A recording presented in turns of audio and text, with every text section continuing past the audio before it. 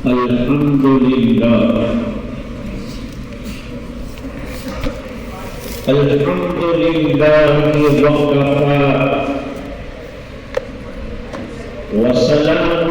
अला इबादिही लज़ीना इस्तफ़ा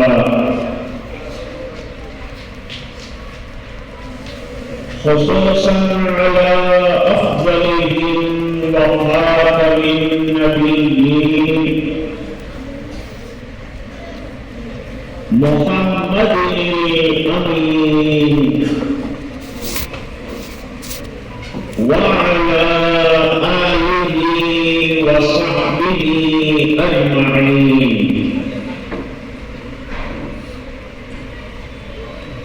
अम्मा बाद, अऊज़ु बिल्लाहि मिनश शैतानिर रजीम। बिस्मिल्लाहिर्रहमानिर्रहीम।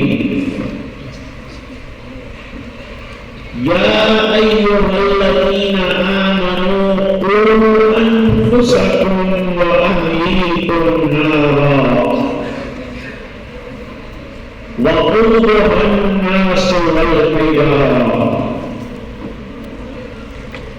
सदक़ल्लाहुल अज़ीम।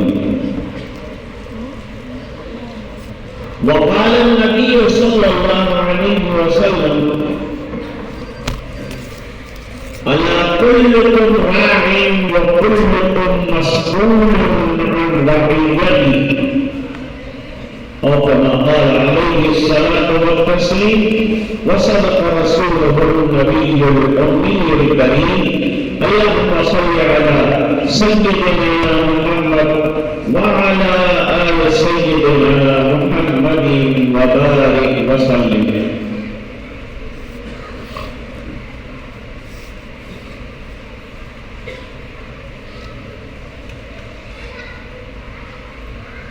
एक बड़े स्टेज पर तशरीफ फरमा अकाबिर उलमा, असातिज़ा, अइम्मा, हुफ़्फ़ाज़ किराम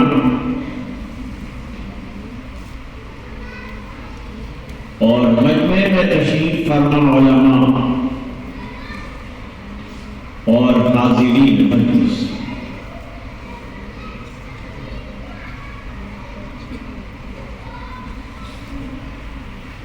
इंसान दो चीजों से मुरक्कब है।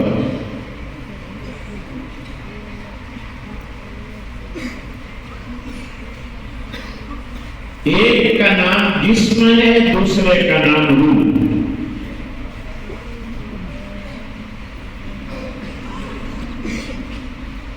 जिस्म फना होने वाली चीज, बाकी रहने वाली चीज नहीं।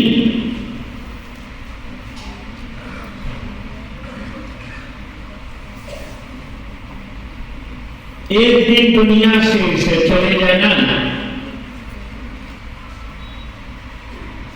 और रूह बाकी।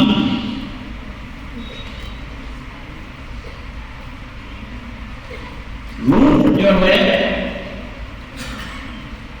वो एक आलम से दूसरे आलम में मुंतकिल होती, ट्रांसफर होती।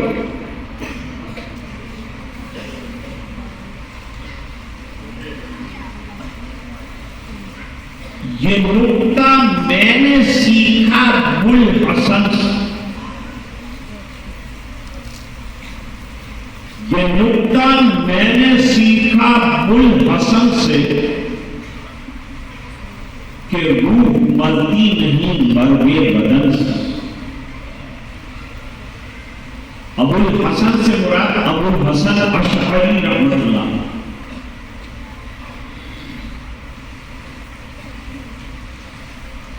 जो चीज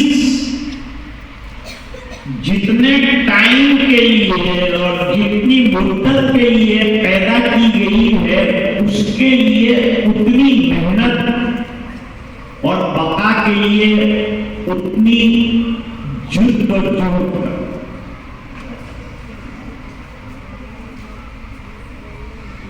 रूल लॉन्ग लास्टिंग है, उसके लिए उतनी ही मेहनतें दरकार है।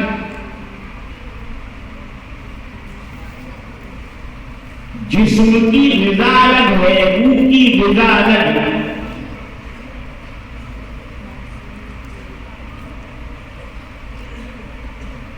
जिस्म नजर आता है तो इसका खाना पीना, खुराक, ग़िज़ा, पानी, मशरूब सब नजर आता है। और रूह नजर नहीं आती तो उसकी ग़िज़ा भी रूहानी है।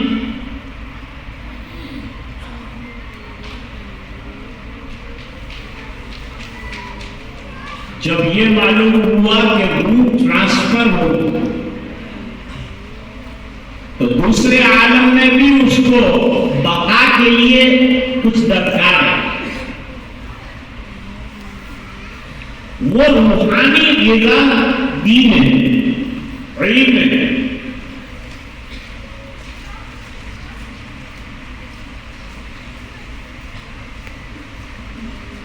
चंद रिवायात की याद करने का नाम इल्म नहीं। हज़रत इमाम मालिक रहमतुल्लाह अलैह फरमाते हैं, लैसल इल्मु बिकसरति रिवायात, इल्म रिवायात की याद कर लेने का नाम नहीं, वलाकिन्नल इल्म नूरुन युल्क़ा फ़ील क़ल्ब, इल्म तो नूर है जो दिलों के अंदर मुंतकिल होता है। कुरान इल्म इसलिए कुरान को लिखा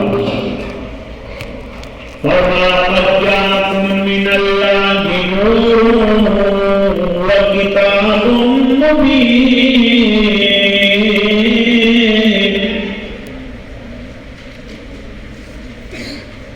तुम्हारे पास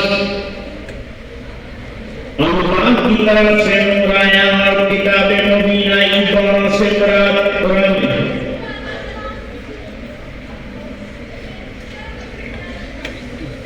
बाद हज़रात कहते हैं कि एक से मुराद कुरान है, एक से मुराद रसूल है, रसूल को नूर कहा है। लेकिन आयत का अगला हिस्सा इसके खिलाफ है। यहदी बिहिल्लाहु मन इत्तबा रिदवानहु सुबुलस सलाम। इसमें यहदी बिहिल्ला नहीं कहा है, यहदी बिही कहा है। ज़मीर अगर रसूल और कुरान दो की तरफ मुंतकिल होती तो तस्मिया की ज़मीर होती, लेकिन ज़मीर वाहिद की है, इसलिए कुरान भी को किताब मुबीन और नूर मुबीन कहा गया।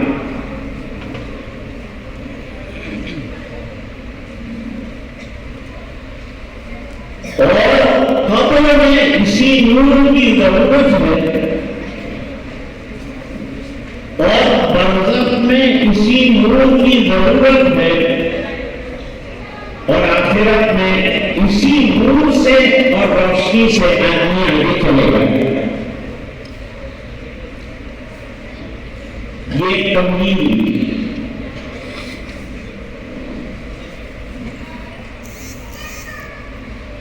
गोया के एक मादा एक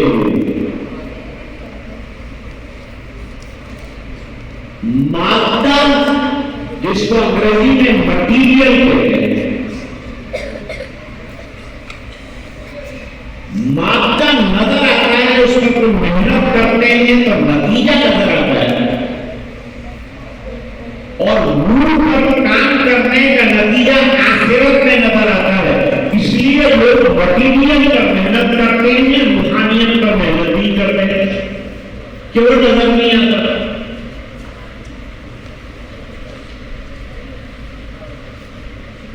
अब कुरान करीम पढ़ेंगे तो हर अर्थ पर 10 नेकियां मिलेंगी, लेकिन जेब में क्या है? जेब में आप क्या देते हैं? 10,000 का अजर मिला, कहां मिलेगा, कब मिलेगा? ये तो वही मानेगा जो अल्लाह को मानता है, रसूल को मानता है, आखिरत को मानता है, वो माने।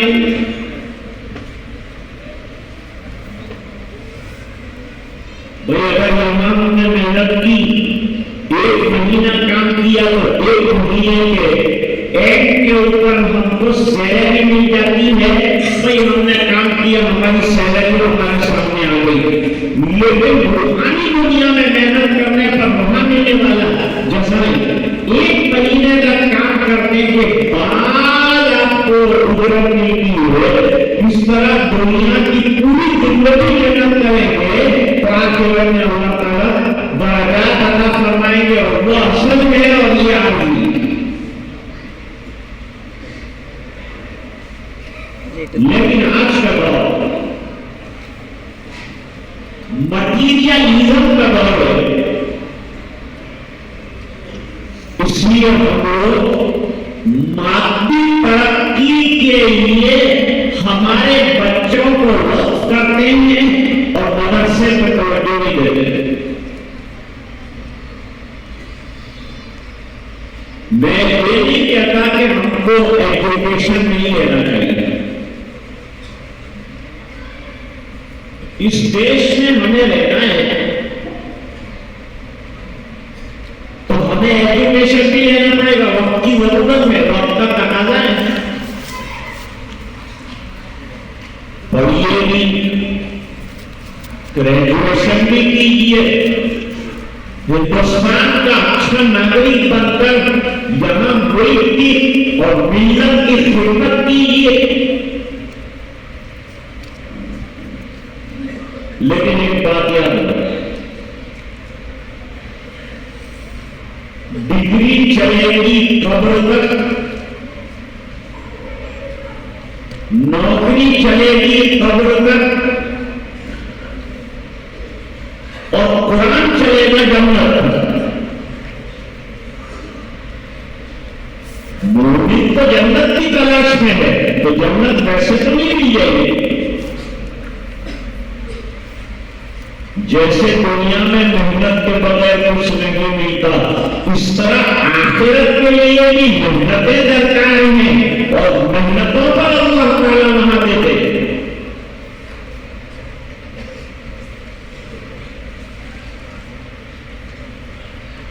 मन कान युरीदु खर्सल आखिरति नज़िद लहु फी हर्सी। अल्लाह फरमाते हैं आखिरत की खेती करने वालों को मैं आखिरत की खेती में इजाफा करूंगा। दुनिया में चाहे कुछ न मिले, ये बात समझ में आ जाए तो अक्लमंद में समझ में आए सबसे बड़ा।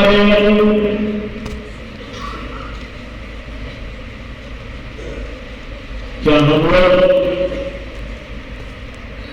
अल्लाह ताला के एप्लीकेशन देकर दुनिया में आए? क्या हमने तो एप्लीकेशन किया था कि अल्लाह हम लोग दुनिया में आना चाहते हैं? महज अल्लाह ने अपने फजल से, अपने इनाम से हमें इस दुनिया में भेजा, तो खाली हाथ पैर जुटाने के लिए नहीं भेजा, काम के लिए भेजा, मकसद के लिए भेजा। और मकसद समझ में आया तो कमी मकसद क्या है? मकसद वही बयान कर सकता है जिसने हमें बनाया है। क्यों भाई?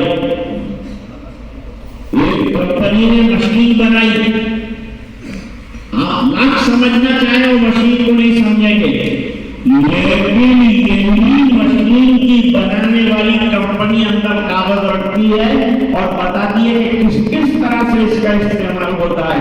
अल्लाह ने इंसान को भेजा, रसूलों को भेजा, किताबों को भेजा और इंसान का मकसद जिंदगी वादे किया, वो ऑब्जेक्ट ऑफ लाइफ अल्लाह ताला ने बयान किया। और कुरान में बहुत आसान बयान किया, कुरान आसान किताब है। फरमाया वमा खलक़तुल जिन्ना वल इंसा इल्ला लियअबुदून। हमारी जिंदगी का मकसद इबादत है, अल्लाह को पहचानना।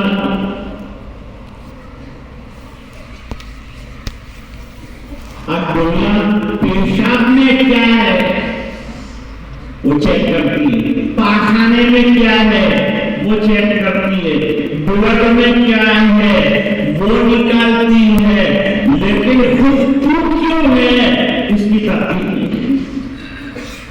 ढूंढने वाला सितारों की गुजरगाहों का अपने अफकार की दुनिया में सफर कर न सका, जिसने सूरज की शुआओं को गिरफ्तार किया, जिंदगी की शब तारीख सहर कर न सका, अपनी हिम्मत के खमों पेच में उलझा ऐसा, आज तक फैसले नफ़्ओ दर कर न सका।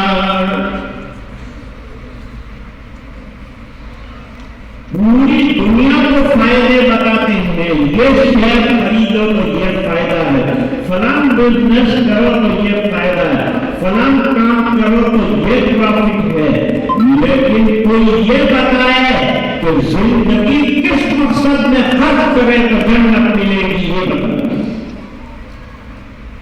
ये अंबिया बताते हैं। और अंबिया बड़े ज़कीर होते हैं, बड़े होशियार होते हैं, उनकी इंसानियत की नफ्स पर बुनियाद होती है। मेरी जिंदगी का मकसद तेरे दीन की सरफराजी, मैं इसीलिए मुसलमान, मैं इसीलिए नमाज़ी। अभी जब मैं आया तो शोर शराबा था, हमारे जवान जज्बाती रहे। अरे मेरे भाइयों, मेरे जवानों, मुझसे मोहब्बत आपको है ये मैंने मान लिया, लेकिन रास्ते में जब कभी कोई जुलूस निकालो, कोई रैली निकालो तो साइलेंट निकालो, कोई आवाज नहीं होनी चाहिए, खामोशी से सफर करो, कोई नारा नहीं लगाना चाहिए। हम जमहूरी मुहिम में रहते हैं, खामोश चलो, चलो आपको अकीदत है, बहुत है, और आपके दिल में ईमान जोश मार रहा है, लेकिन इसे कंट्रोल कीजिए, एतदाल से काम लीजिए। इस मुल्क में रह रहे हैं, इस एतदाल के साथ तो बच्चा बहुत अच्छी तकलीफ कर रहा था। अच्छा, मैं ये बतलाने की कोशिश करूंगा, लोग समझते हैं कि कुरान शरीफ 1400 साल पहले वालों के लिए तो है, लेकिन जो लोग अभी हैं उनके लिए ये किताब पुरानी है, ये और किताब।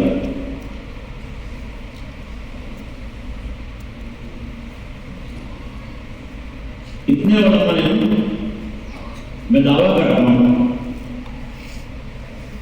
कि कुरान करीम की जमाने को अगर 1400 साल पहले जरूरत थी, दूसरे 14 लाख साल आएंगे तो भी कुरान की।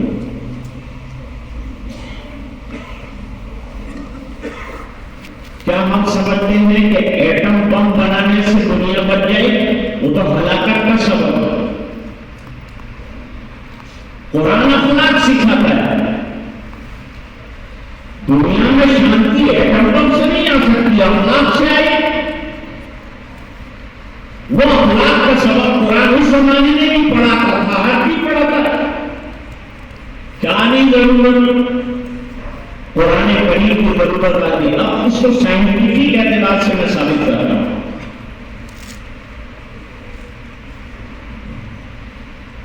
जब हमारे यहां कोई बच्चा बीमार होता है, कोई बड़ा बीमार होता है, हमारे यहां नहीं गैरों के यहां, तो वो लोग मस्जिद के दरवाजे पर आते हैं और नमाजियों से कहते हैं हमारे बीमार बच्चे को खून दीजिए, अच्छा हो जाएगा। क्योंकि तुम कुरान पढ़ के निकले हो, नमाज पढ़ के निकले हो, इस बिना पर जरा दम कर दो, दम करवा देंगे। और हमारे यहाँ तो रुकिया साबित किताब रुकिया इमाम बुखारी रहमतुल्लाह अलैह ने लिखी, पूरी किताब रुकिया में सरकार ने कब कब कौन सा दम किया है वो बताया।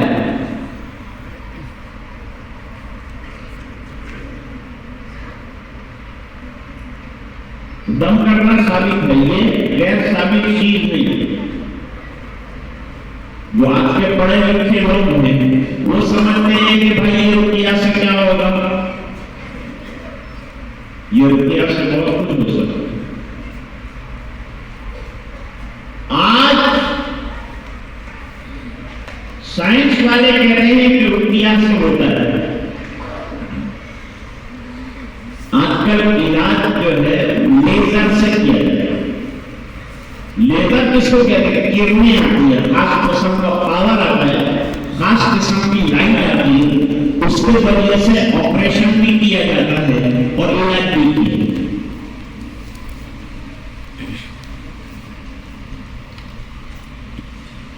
अब साइंटिस्ट क्यों कहता है कि कुरान में मैंने तहकीक की तो हर हर्फ के अंदर एक लाइट है, हर हर्फ के अंदर एक पावर है। फिर उसने कुरान शरीफ पढ़वा कर एक बीमार पर दम करवाया और फिर उसने एक्सरे निकाला, सब निकाला, तो उसने कहा कि अंदर जो बैक्टीरिया थे, जब कुरान की आयत पड़ी तो वो पावर जो निकला, जो लाइट निकली, वो लाइट ने जाकर अंदर बीमारी के बैक्टीरिया को खत्म कर दिया और रुकिया की वजह से वो अच्छा हो गया। कहते हैं कुरान पुराना, ये तो अभी भी काम दे रहा। एक तहकीक पेश करता हूं आपकी खिदमत में। इंसान की बॉडी से वेस्ट वाटर यानी खराब और गंदा पानी दो तरह निकलता है, एक पेशाब के रास्ते से, एक पसीने के रास्ते से।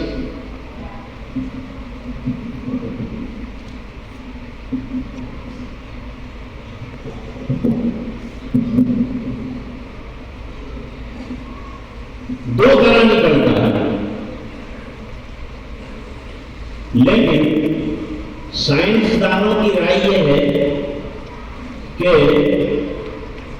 कुछ पेशाब और कुछ वेस्ट वाटर पसीने की शक्ल में बॉडी के अंदर बाकी रह जाता है, जिसको अरबी वाले माए राकीब कहते हैं, माए राकीब।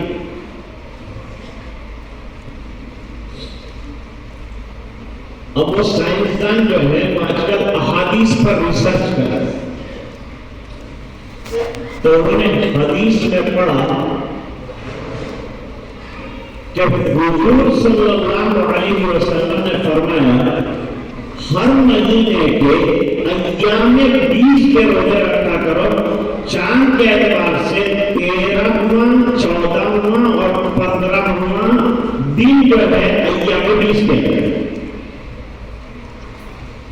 अब साइंटिस्ट कहते हैं कि चांद के अंदर अल्लाह ताला ने ऐसी ताकत रखी है कि आदमी के बॉडी का जो माए राकीब है उसको वो चूसता है चांद। तो उन्होंने राय दी कि भाई 13, 14, 15 को खाना पीना कम करो।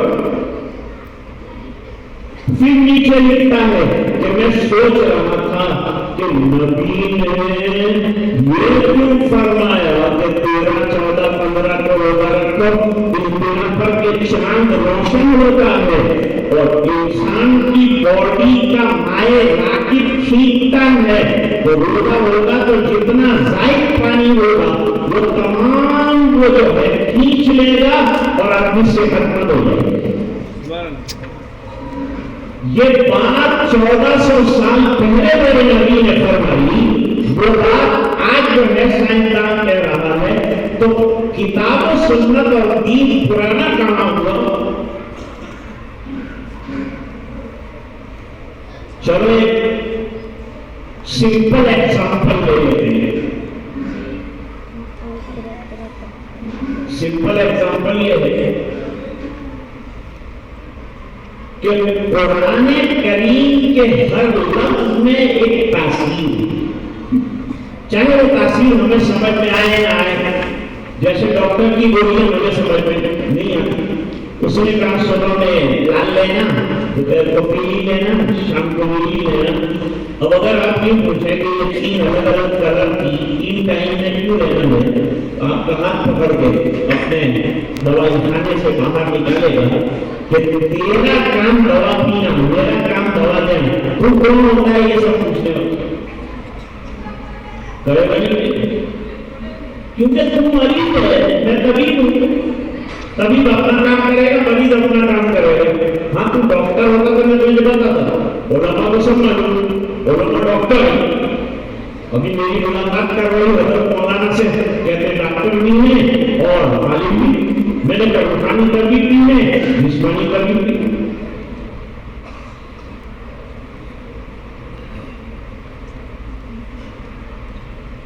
तो हर लफ्ज में, हर आयत में कोई तासीर होती है।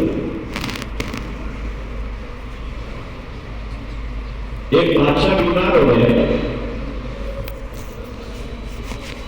इलाज गोली के लिए हकीम उस जमाने में होते थे, उसको बुलाया और वो बैठा हुआ था। उसके दौरान एक बंदी ने मशवरा दिया कि एक गुरु वाले गुरु को उसको भी दम कर देंगे। तो हकीम ने कहा कि दम से क्या होगा, ये बीमार है, इसको दवा की जरूरत है, तो दम करके क्या करेंगे? अब वो हकीम साहब आ गए, डॉक्टर ने फिर कहा, वो तबीब ने फिर कहा कि ये क्या करेगा, अभी दम करेगा तो ये इतना बीमार है कि अच्छा हो जाएगा। हकीम साहब ने कहा कि ये तबीब जो है ये बेवकूफ है। अब हकीम साहब कर गए, हकीम साहब ने करा होगा काम, बादशाह के सामने मुझे बेवकूफ किया, मेरा इंसल्ट कर दिया। आजकल लोगों को इंसल्ट का बड़ा ख्याल है, मेरा इंसल्ट ना हो जाएगा, मेरा वैल्यू बढ़ न जाए, मेरा स्टेटस है। आपको मोबाइल पे स्टेटस है, माई स्टेटस है। तुमने मेरा स्टेटस खराब किया है।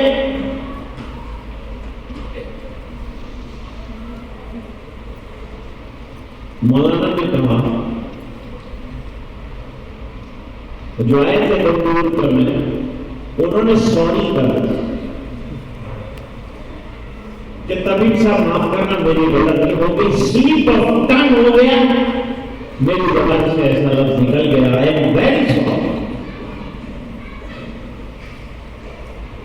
इंग्लिश के अंदर 2 लफ्ज बल्कि 3 लफ्ज ज्यादा चलते हैं, thank you, bye bye, sorry, please. बस ये आया आपका अंग्रेजी है। कोई बेचारा जा रहा था हिंदुस्तान से इंग्लैंड, तो उसको सीखा ही नहीं सब अल्फाज। कोई हल्का दे, कुछ दे, थैंक यू, और कोई गड़बड़ हो जाए, सॉरी। बोलता है एक ऑफिसर से टकरा गया, बहुत जोर से कहा थैंक यू। ये रटी रटाई का यही होता है।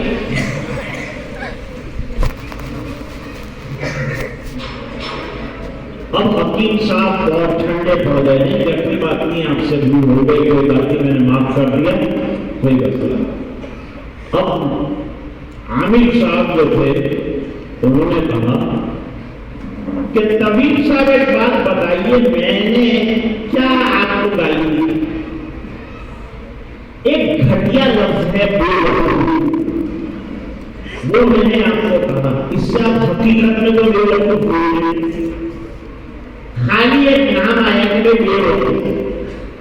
इतना लफ्ज मैंने बोला जो मेरी जबान से निकला घटिया लफ्ज है, और उसका असर आपके ऊपर ये हुआ कि आपकी आंखें बदली, आपका रंग बदला, आपका चेहरा बदला, आपका एटीट्यूड बदला, आपका स्टेटस बदला, ये सब बदल गए घटिया लफ्ज से। इतना असर पैदा हुआ तो अल्लाह के कलाम में कोई असर नहीं। असर है कुरान, और कुरान का इलाज करता है बगैर खर्चे का इलाज। अच्छा, ये मानते हैं कि नहीं कि बेहयाइयां बहुत है दुनिया में? मर्द भी बेहया, शॉर्ट पहनता है इतना, क्योंकि बॉडी दिखानी है, जीन वाली बॉडी। जिम में जाता है नौजवान, लोग मुझे पूछते मौलाना जिम में जाना कैसा है? मैंने कहा ये से लेके वस्सलाम तक जहाँ जाना हो जहाँ मना नहीं, लेकिन नमाजों का ख्याल, दीन का ख्याल, और बॉडी इसलिए बना कि इबादत करेगा, बॉडी इसलिए मत बना कि छोकरी को दिखाएगा। यहाँ तक छोड़ो जैसा शर्ट पहनकर नमाज पढ़ने आता है, पीछे से सूरी तक का हिस्सा खुला हुआ नजर आता है, लोगों की नजर पड़ती है, उनकी नमाज भी खराब है, और ये ऐसा पहन गया है, इसकी भी नजर, इसकी भी जो है नमाज खराब है। नमाज के लिए आओ तो नमाज के लिए शानदार लिबास पहन कर आओ ना।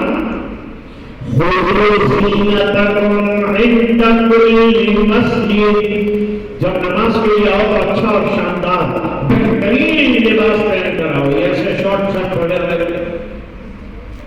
जीन्स का लगाना, जीन्स जो हम जीन्स के लिए,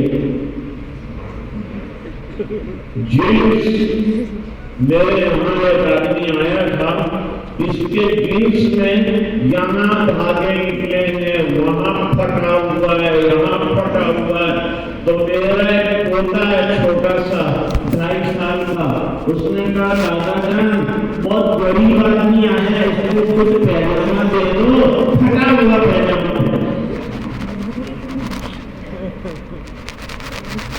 ये उलमा बैठे हैं, एक एक कर खड़े होकर लिबास देखो, ऐसा लिबास पहनो, लिबास तक़वा ज़ालिका खैर, तक़वा वाला लिबास, सबसे उम्दा लिबास ऐसी वो इख्तियार करो, वो तकी जो पहनते हैं वो लिबास पहनो। हमने तो भी छोड़ दिया, मस्जिद में प्लास्टिक की टोपियां रखी है, इसको पहले निकालो, ताकि हर बंदा अपनी टोपी लेकर आए। जींस की पैंट पहनता है जिसके अंदर जेब पीछे भी है और सूरी पर भी है और रान के ऊपर भी है और घुटने के नीचे भी है, जेब ही जेब है, लेकिन जेब में पैसा नजारा है। इतने पैसा क्या कमाता क्या? मस्जिद को घूमता है, क्या कमाया कोई? लाख रुपए का मोबाइल, 1.5 लाख रुपए की गाड़ी रखने वाला नौजवान अल्लाह के घर में आने के लिए उसके पास 10 रुपये की टोपी नहीं है। क्या तरक्की की बात करते हो? और हम यूं आगे बढ़ेंगे और हम यूं एजुकेशन काम करें, वो एजुकेशन जो दुनिया से वाबस्ता करके दीन से हाथ धुला रहा हो, ऐसी एजुकेशन से जहां बचिए।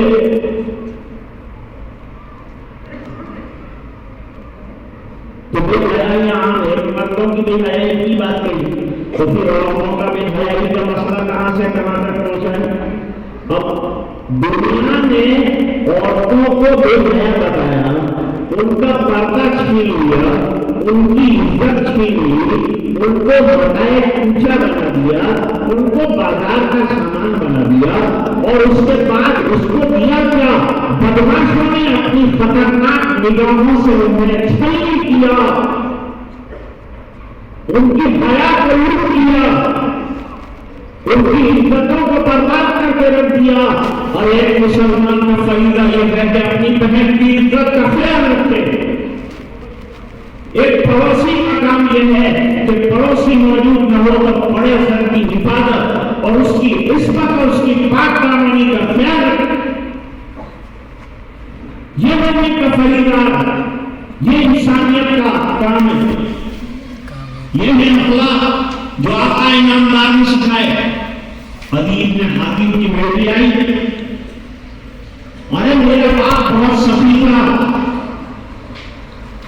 सरकार ने फरमाया सफी होगा तेरा बाप, लेकिन तेरे साथ पे जो पड़ता नहीं है, ये क्या सखावत है? मैं सखियों का सखी हूं। मेरा चादर का ताज फरिश्ता मानता, मैं वो चादर पहन।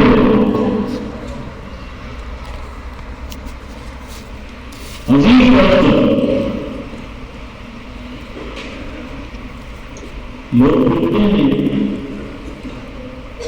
ऑनलाइन बड़े बड़े जलसे करते हो कितना खर्चा होता है, इज्तिमा करते हो कितना खर्चा हो जाता है। इससे तो हार्ट का एक हॉस्पिटल बन जाता है,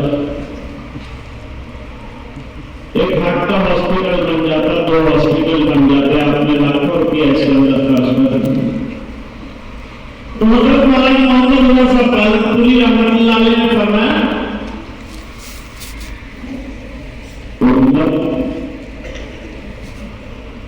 रोजाना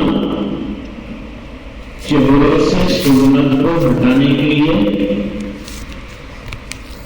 जो रुपया पूरे आलम में खर्च करती है, उससे रोजाना हार्ट का एक हॉस्पिटल बन सकता है। इतना खर्चा करती है, वो खर्चा बचाने के लिए मुझे खर्चा करता है। समझ लगा?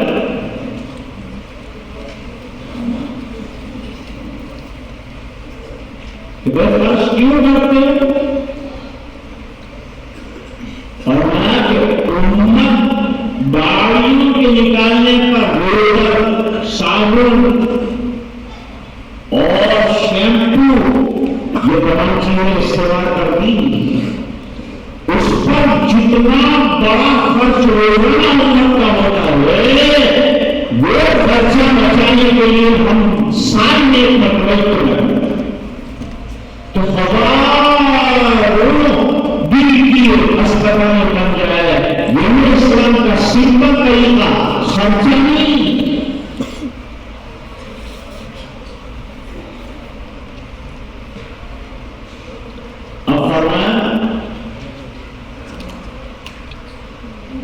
कि ये बेबयानियां जिन्होंने फैला दी, वो लोग मायूस हो गए कि हम इसको कंट्रोल करने से आगे जैसे मोबाइल निकाल दिया और उसकी खराबियां जब सामने आई तो मोबाइल निकालने वाला खुद जो है परेशान। मोबाइल निकालने वाले ने अपने बेटे को मोबाइल नहीं दिया तो बेटा इसके नुकसान इसके फायदे से होता है। आज हमारा छोटा सा बच्चा मोबाइल के बगैर खाना नहीं खाता, माँ बाप भी नहीं सुनता। छोटी सी बच्ची है, मोबाइल के बगैर कुछ समझने उसको नहीं आता। इतना काम कर दिया मोबाइल को कि वो बच्चे जिनको तालीम की जरूरत थी मोबाइल के हवाले कर दिया, तो मैं वो दुनिया के बारे में बेचारा अकीदत नहीं जाता। अब हमको शिकायत है कि हमारी लड़कियां गैरों के साथ भाग गई। जब अकीदा ही मालूम नहीं है तो भागेगी नहीं तो क्या करेगी?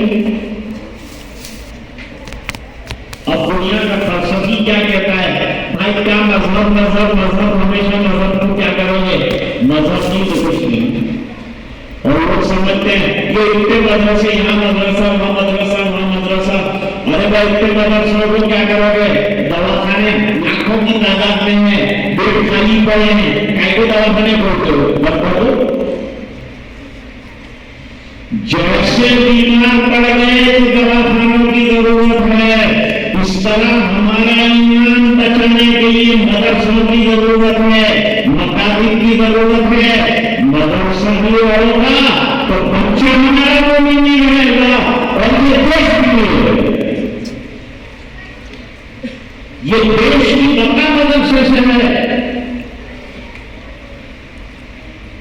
क्योंकि देश को जरूरत है अच्छे नागरिक की, और अच्छा नागरिक मदरसे में पैदा किया जाता है, वहां तैयार किया जाता है। बगैर उम्मीद के तो चला नहीं। वो क्या कहता है, फलसफी कहता है क्या परवाह कर मजहब गया, फलसफी कहता है क्या परवाह कर मजहब गया, और मैं ये कहता हूं कि भाई ये गया तो सब गया। अपने अकीदे को मजबूत करो, और अकीदे की जोड़ी हमारे बच्चों से हमको मजबूत करना है, और वो कहाँ करना है, वो बकाती में करना है, ये उलमा के जोर साया करना है। फिर ये बच्चा अगर बड़ा भी हो गया और ये बूढ़ा भी हो गया तो रस्सी जल जाती है लेकिन बल नहीं जाता। इंशाअल्लाह ये अकीदे का काश रिवर्स करेगा और जन्नत में जाएगा। हमारी मर्जी जन्नत है दोस्तों, ये दुनिया नहीं है, ये खत्म होने वाली जगह है। कुरान करीम ने साफ ऐलान किया, वातसिमू बिहब्लिल्लाहि जमीअन वला तफररकू, मत आपस में इंतशार फैलाओ, मत इख्तिलाफ करो, इत्तेफाक ले आओ, एक हो जाओ, अल्लाह की रस्सी को पकड़ लो, कुरान को थाम लो, अपनी औलाद को पढ़ाओ, खुद भी पढ़ो, घर में बरकत होगी, अनवार आएंगे, तौहीद का नूर आएगा, सवाब मिलेगा, बरकतें होगी, रोजी मिलेगी, सभी को मिलता है। इससे जाने नहीं होगा।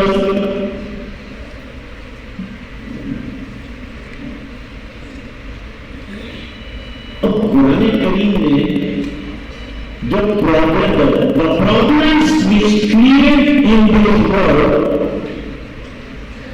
so Quran came before 1400 years, but there is a cure of every sickness which connects with the soul is hidden in Quran.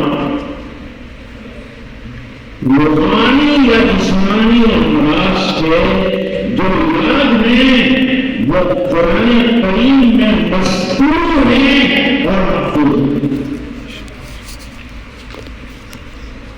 अब क्या तरीका बताया, बीमारी कैसे खत्म होगी, दुनिया प्रॉब्लम बता सकती है, सॉल्यूशन नहीं बता सकती। और कुरान करीम प्रॉब्लम बता के सॉल्यूशन भी बताता है। हदीस में प्रॉब्लम भी बताया और सॉल्यूशन भी बताया, क्यों करना है फलां काम, उसकी हिकमतें भी बयान फरमाई। एक मेरा पर फरमाया, इन्ना सलाता तन्हा अनिल फहशाई वल मुनकर, एक ही काम सबको करना है, नमाज की पाबंदी करना है। जिंदगी में नमाज आ गई, लोग कहे कैसे जाएगा, पढ़ते मुझे कैसे और वैसे और क्यों और यूं करता, अमल करने को नहीं जाता, अमल करके देखो। क्या कहा, अगर नमाज की सफरों में हम दुरुस्त खड़े रहेंगे, सफेद दुरुस्त होगी तो दिल दुरुस्त हो जाएंगे, आपस में इत्तेफाक आएगा। जब मस्जिद में आएगा तो इत्तेफाक आएगा, इत्तेफाक आएगा, सफों में दुरुस्त काम होगा तो इत्तेफाक आएगा, इत्तेफाक आएगा। जब मस्जिद में नहीं जाता, इत्तेफाक कहां से, जो बताया वो तो करता नहीं और एतराज करता है।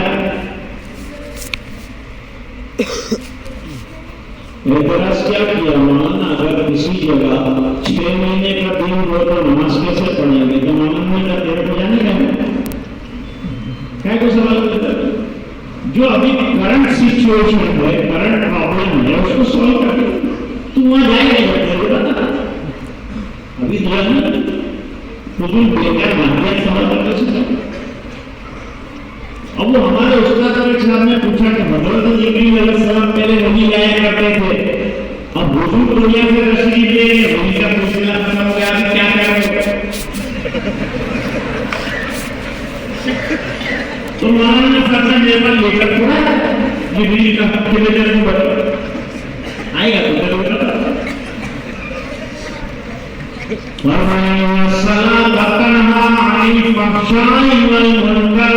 नमाज गई तो बेहयाइयां खत्म हो जाएगी, पूरे गुनाह खत्म हो जाएंगे, लोग बाहया बन जाएंगे। बेहयाई से बाहया बनने का कितना आसान रास्ता बनाया, कालिमा को कराता पकड़ लेना, मुसल्ला ले लेना, मेरी माओ देना इंशाअल्लाह करेंगे। और कोई कहे, कोई औरत कहे, कोई लेडी कहे बहुत मैंने मेकअप किया लेकिन 1.5 से पाउडर लगाने के बाद अच्छी नहीं की और लाल नहीं होना देना डाल तो क्या करें? उसके लिए क्या हो जाए? बहुत अच्छा लगता है। अल्लाह वालों को देखा 80 साल की उम्र और रुखसार लाल लाल जवानों को ही चलना है, ऐसे अच्छे रुखसार करते क्या है? यूं कहते हैं तहज्जुद पढ़ते हैं और तहज्जुद में लंबा सजदा करते हैं। जब आदमी सजदे में जाता है तो बॉडी का पूरा ब्लड जो है वो फेस के अंदर सर्कुलेट होता है, इसकी वजह से आपका फेस चमकदार बन जाता है, रेड बन जाता है। औरतों को मशवरा है मत लगाना लाली पाउडर, तहज्जुद पढ़ना वरना चूड़ा हंसी।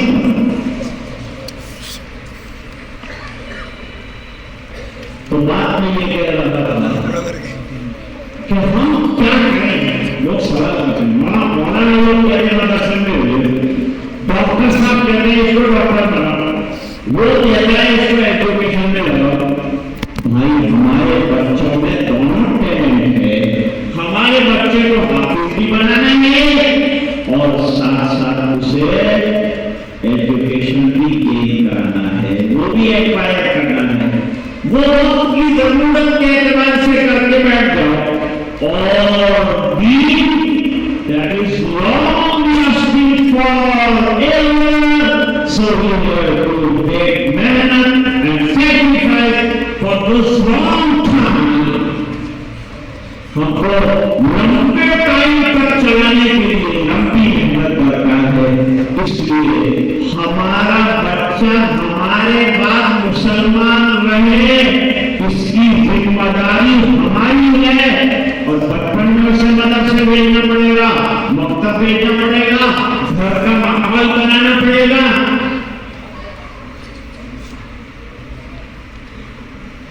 माँ बाप चाहे मेरा बच्चा जुमे के बगदादी का भाई बन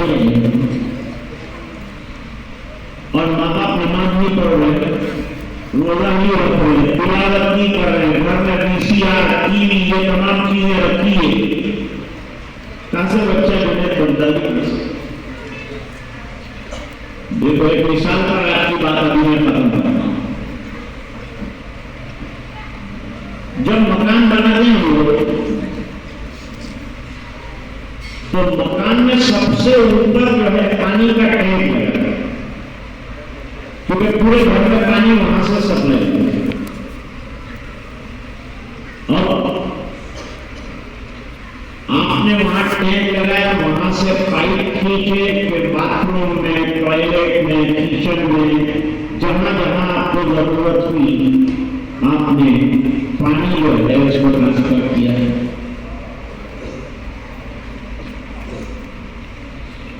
आपने सोने के नल लगाए, जैकवार के नल लगाए, पानी अच्छा है लेकिन टंकी खाली आएगा। बेहतरीन नल आपने लगाए, पाइपलाइन बेहतरीन फिटिंग किया आपने, सैनिटरी वर्क बहुत अच्छा किए, लेकिन उसके बावजूद पानी नहीं आएगा क्योंकि टंकी खाली है। माँ बाप टंकी है, औलाद नल है, माँ बाप में भी होगा तो औलाद में नहीं आएगा। फिक्र करो दीन की दोस्तों, दुनिया को साथ दिए उठाने तो चलाने को भी अल्लाह देगा। तुम मत समझो कि मैं मेहनत करता हूँ तो कमाता हूँ, वो तो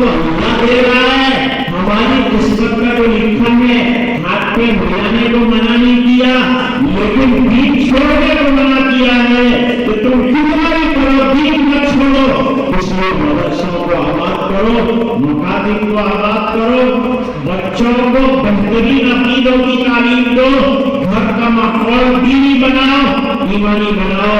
और हर एक रिस्पॉन्सिबल है माँ बाप। माँ की गोद में बच्चा पलता है, अगर दीन ना मिलेगा तो इंशाअल्लाह वो बच्चा बड़ा होकर दीनदार होगा। छोटी सी बात, तीन बख्तियार काकी रहमतुल्लाह वो जब पढ़ने के काबिल हुए तो पहले लोग जो है कुरान पढ़वाते थे। तो कुरान करीम पढ़ाने के लिए, बिस्मिल्लाह करवाने के लिए ख्वाजा हमीद नागौरी के पास ले गए। वो भी बड़े बुजुर्ग, बड़े बड़े भी बुजुर्ग बने। तो बुजुर्ग बख्तियार काकी से कहा कि पढ़ो बेटा बिस्मिल्लाहिर्रहमानिर्रहीम। तो उन्होंने कहा माँ के पेट में 20 पारे याद करके आया हूँ, 21 पारे से हजरत शुरू कराइए। माँ रात दिन कुरान पढ़ती थी, मुझे 20 पारे याद। ऐसी औलाद चाहिए, दीन की बका चाहिए। दुनिया तो चलेगी दोस्तों, लेकिन दीन के लिए लुटाओ, पैसा लगाओ, खर्च करो अल्लाह के रास्ते में। अपने बच्चों को दीनदार बनाओ, ईमानदार बनाओ।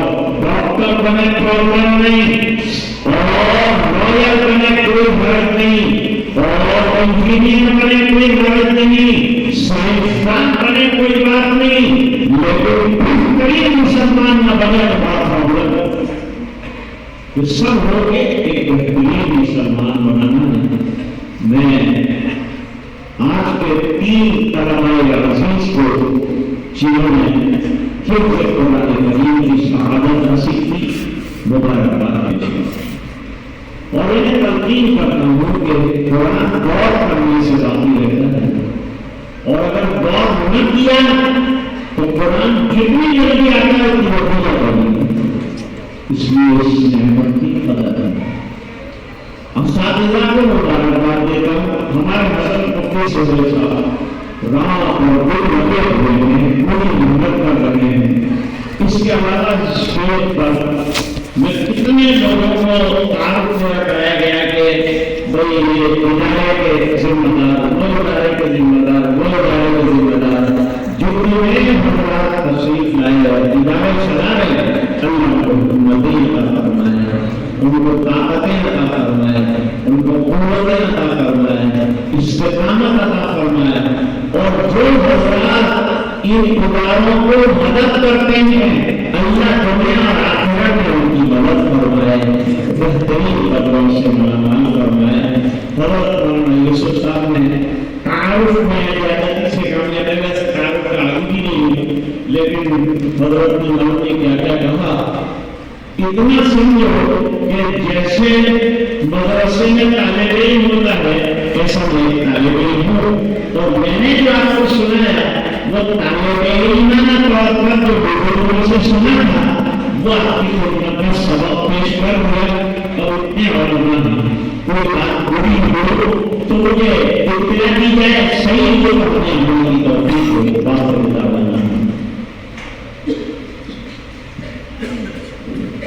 अभी इंशाअल्लाह आप तमाम हज़रात भी इसी तरह बैठे रहे। अभी हज़रत की दुआ होगी और दुआ के बाद यहीं पर जिन हज़रात ने ईशा की नमाज अदा नहीं की, अज़ान होगी, बाजमात नमाज यहीं पर अदा की जाएगी। और उसके बाद तमाम हज़रात को यहीं पर खाने का नज़र भी रखा गया है। खासतौर से जिन तरह ने हिज़्ब पढ़ाने के लिए हुक्म किया है, हमारे हमीद साहब की तरफ से उन हज़रात को एक जोड़ा और कुछ रुपये हदिये के तौर पर दिए जा रहे हैं। और जिन प्रोग्राम हमसे बनाने का हुक्म किया है, उनके वालिद से वालिद साहब से गुजारिश की जाती है कि इसलिए से कई बार जिन प्रोग्राम हमसे बनाने का हुक्म किया है कि वालिद साहब से गुजारिश की जाती है कि वो इसलिए से कई बार।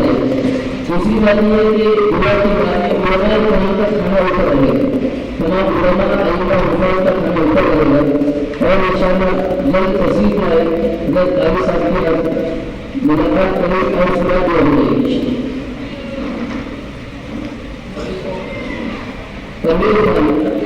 तमीर भाई कोई बताइए, अब्दुल कादिर साहब सही वाले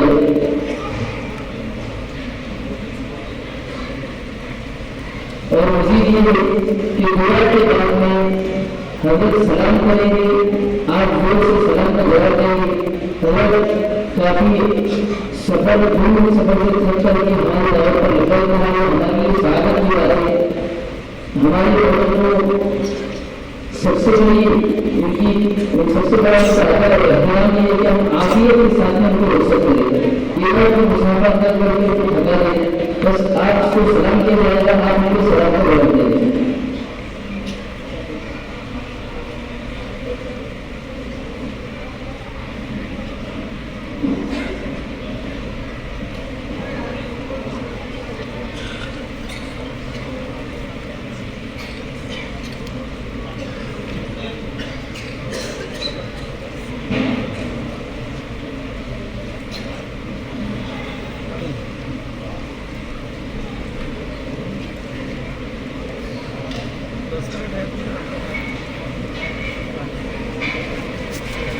चंद लोग बीमार, भाई फजल जो है उनके साहबजादे सब करीब, उनकी सेहत के लिए दुआ फरमाएं। और अभी ये रुकाया मौलाना अब्दुल रऊफ साहब अली ने उनके लिए दुआ फरमाएं। अल्लाह ताला उन्हें शिफाए कामिला आजिला मुस्तमिरा दे। सुब्हानल्लाह व बिहम्दिही सुब्हानल्लाहिल अज़ीम। अल्लाहुम्मा लकल हम्दु कुल्लुहु व लकल मुल्कु कुल्लुहु व लकश शुक्रू कुल्लुहु व इलैका यरजि'u अल-अमru कुल्लुहु अला अन्ना व सल्लल्लाहु अल्लाहुम्मा सल्लि अला सय्यिदिना मुहम्मदिन व बारिक व सल्लिम।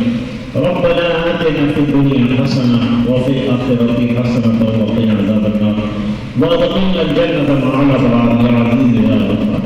अल्लाहुम्मा अफ़्तह लना बिल खैर वक़्फ़िर लना बिल खैर वजअल अवाक़िब उमूरिना बिल खैर बियदिकल खैर इन्नका अला कुल्लि शैइन। अल्लाहुम्मा अहसिन आक़िबतना फ़िल उमूरि कुल्लिहा वअजिरना मिन ख़िज़्यि दुनिया व अज़ाबिल आख़िरह। अल्लाहुम्मा नव्विर क़ुलूबना बिनूरिल क़ुरआन व ज़य्यिन अख़लाक़ना बिनूरिल क़ुरआन वअदख़िलना जन्नता बिल क़ुरआन व नज्जिना मिनन नारि बिल क़ुरआन। अल्लाहुम्मा इजअलिल क़ुरआन रबीअ क़ुलूबिना नूर सुदूरिना ज़हाब हम्मुमिना व ग़ुमूमिना। अल्लाहुम्मा अइन्ना अला तिलावतिल क़ुरआन व ज़िक्रिका व शुक्रिका व हुस्नि इबादतिक। ऐ अल्लाह हमारे गुनाहों को माफ़ कर, वो तकलीफ से दरगुजर कर, अपना फज़्ल और करम शामिल हाल कर। ऐ अल्लाह इलाके को दीनी एतबार से आबाद और शाद कर, दावत की मेहनत करने वालों को कबूल कर। ऐ अल्लाह उलमा को कबूल फरमा, उनके मदारिस को कबूल फरमा, उनकी मेहनतों को कबूल फरमा। ऐ अल्लाह हर काम का निजाम चलाने वालों को कबूल फरमा। ऐ अल्लाह हमारी औलाद को इल्म दीन से वाबस्ता फरमा, कुरान का आशिक बना। ऐ अल्लाह इस मदरसे को तरक्की अता फरमा, जो तलबा पढ़ रहे हैं ऐ अल्लाह उनको इल्म नाफ़े और अमल सालेह अता फरमा, अक़ीदे की पुख्तगी अता फरमा। ऐ अल्लाह हमें बाअखलाक बना, ऐ अल्लाह हमें बाहया बना, ऐ अल्लाह हमें इखलास वाला बना। ऐ अल्लाह दीन पर इस्तिक़ामत नसीब फरमा। ऐ अल्लाह नबी करीम सल्लल्लाहु अलैहि वसल्लम की इत्तिबा ज़िंदगी और ज़िंदगी के हर शौबे में नसीब फरमा। ऐ अल्लाह जो बीमार हैं उन्हें शिफा अता फरमा।